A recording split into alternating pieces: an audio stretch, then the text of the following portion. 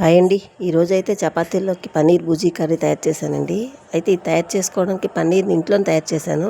ఒక 1/2 లీటర్ పాలు తీసుకొని మరుగుతుండేటప్పుడు ఒక 2 చుక్కలు నిమ్మకాయ రసం పిండితే ఇలా విరిగిపోద్ది. వాటిని క్లాత్లోకి వడకట్టేసి గట్టిగా నీరంతా పోయిన తర్వాత బరువు పెట్టేస్తే ఇలా పన్నీర్ రెడీ అయిపోద్దండి.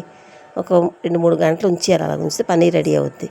ఇప్పుడు ప్యాన్ పెట్టుకొని ఈ పన్నీర్ని ఇలా తురుముకోవాలి సన్నగాన. ప్యాన్ పెట్టుకొని ప్యాన్లోని 3 స్పూన్లు ఆయిల్ వేసుకొని మీడియం సైజువి 3 ఉల్లిపాయలు సన్నగా తరుక్కుని వేసి వేయించుకోవాలి.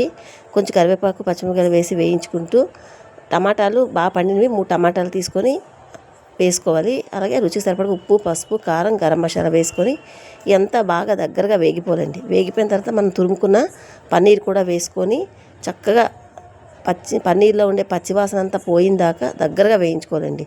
ఇంకా వాటర్ గట్టా యాడ్ చేయకూడదు. ఇలా తయారు చేసుకునే పన్నీర్ కర్రీ చపాతీకి అయితే చాలా బాగుంటుందండి.